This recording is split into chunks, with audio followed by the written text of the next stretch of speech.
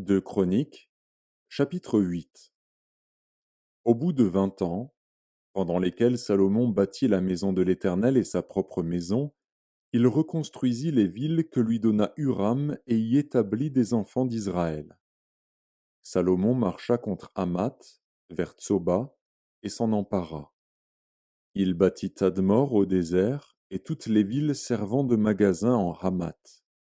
Il bâtit Beth-Horon la haute et Beth-Horon la basse, villes fortes, ayant des murs, des portes et des barres.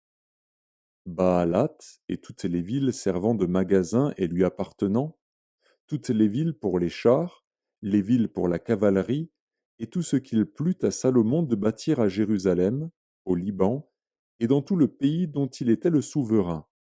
Tout le peuple qui était resté des Hétiens, des Amoréens, des Phéréziens, des Héviens et des Jébusiens, ne faisant point partie d'Israël, leurs descendants qui étaient restés après eux dans le pays et que les enfants d'Israël n'avaient pas détruit, Salomon les leva comme gens de corvée, ce qu'ils ont été jusqu'à ce jour.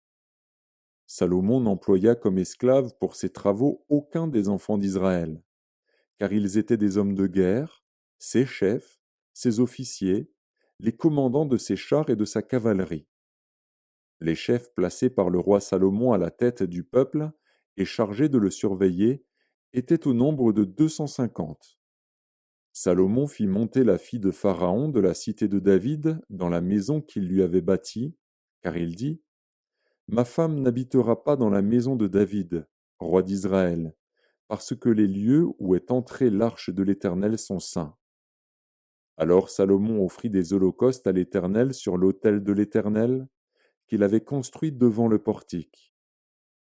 Il offrait ce qui était prescrit par Moïse pour chaque jour, pour les sabbats, pour les nouvelles lunes et pour les fêtes, 3 fois l'année, à la fête des pains sans levain, à la fête des semaines et à la fête des tabernacles.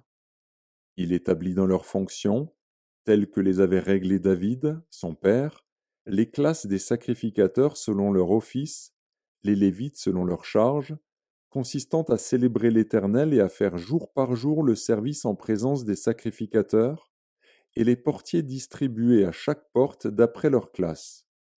Car ainsi l'avait ordonné David, homme de Dieu. On ne s'écarta point de l'ordre du roi pour les sacrificateurs et les Lévites, ni pour aucune chose, ni pour ce qui concernait les trésors. Ainsi fut dirigée toute l'œuvre de Salomon, jusqu'au jour où la maison de l'Éternel fut fondée et jusqu'à celui où elle fut terminée. La maison de l'Éternel fut donc achevée.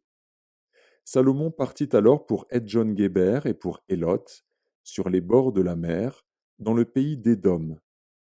Et Huram lui envoya par ses serviteurs des navires et des serviteurs connaissant la mer. Ils allèrent avec les serviteurs de Salomon à Ophir, et ils y prirent 450 talents d'or qu'ils apportèrent au roi Salomon.